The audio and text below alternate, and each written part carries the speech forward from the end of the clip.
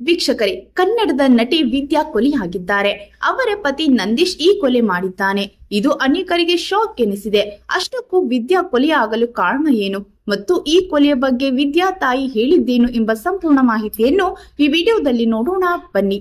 ಅದಕ್ಕೂ ಮುನ್ನ ನಟಿ ವಿದ್ಯಾ ನಟನೆ ನಿಮಗೂ ಇಷ್ಟ ಅನ್ನುವುದಾದ್ರೆ ತಪ್ಪದೆ ಈ ವಿಡಿಯೋನ ಲೈಕ್ ಮಾಡಿ, ಹಾಗೆ ನಮ್ಮ ಚಾನೆಲ್ ಅನ್ನ ಸಬ್ಸ್ಕ್ರೈಬ್ ಮಾಡಿ ನಮ್ಮನ್ನ ಬೆಂಬಲಿಸಿ. ಹೌದು, ಬಜರಂಗಿ, ಜೈ ಮಾರುತಿ 800, ವೇದ, ಅಜಿತ್ ಸೇರಿ ಕನ್ನಡದ ಕೆಲವು ಚಿತ್ರಗಳಲ್ಲಿ ನಟಿಸಿದ್ದ ವಿದ್ಯಾ ಕೊಲೆಯಾಗಿದ್ದಾರೆ. ಅವರ ಪತಿ ನಂದೀಶ್ ಅವರೇ ಕೊಲೆ ಮಾಡಿದ್ದಾರೆ. ಆಸ್ತಿ ವಿಚಾರಕ್ಕೆ ಈ ಕೊಲೆ ನಡೆದಿದೆ ಎಂದು ವಿದ್ಯಾ ತಾಯಿ ಆರೋಪ ಮಾಡಿದ್ದಾರೆ. ಅವನು ನಂದೀಶ್ 15 ದಿನ ನಮ್ಮನೆಯಲ್ಲೇ ಇದ್ದ.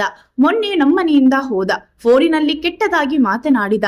ಕೆಲ ವರ್ಷಗಳ ಹಿಂದೆ ನನ್ನ ಯಜಮಾನರು ತೀರಿ ಹೋದರು. ಆಗ 1 ವರ್ಷದ ಒಳಗೆ ಮಗಳ ಮದುವೆ ಮಾಡಬೇಕು ಎಂದುಕೊಂಡೆವು.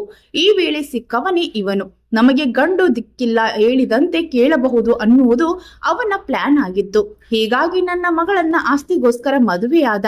ಆದರೆ ಇದೀಗ ನನ್ನ ಮಗಳು ಅವನನ್ನ ಬಿಟ್ಟು ದೂರ ಇದ್ದಿದ್ದರಿಂದ ಆಸ್ತಿ ಸಿಗಲ್ಲ ಎಂದು ಕೊಲೆ ಮಾಡಿದ್ದಾನೆ ಎಂದಿದ್ದಾರೆ ವಿದ್ಯಾ ತಾಯಿ. ಈ ರೀತಿ ಆಸ್ತಿ ವಿಚಾರಕ್ಕೆ ಕೊಲೆ ಮಾಡಿರುವ ವಿದ್ಯಾ ಗಂಡನ ಬಗ್ಗೆ ನಿಮ್ಮ ಅಭಿಪ್ರಾಯವನ್ನ ತಪ್ಪದೆ ಕಮೆಂಟ್ ಮೂಲಕ ತಿಳಿಸಿ. ಧನ್ಯವಾದಗಳು.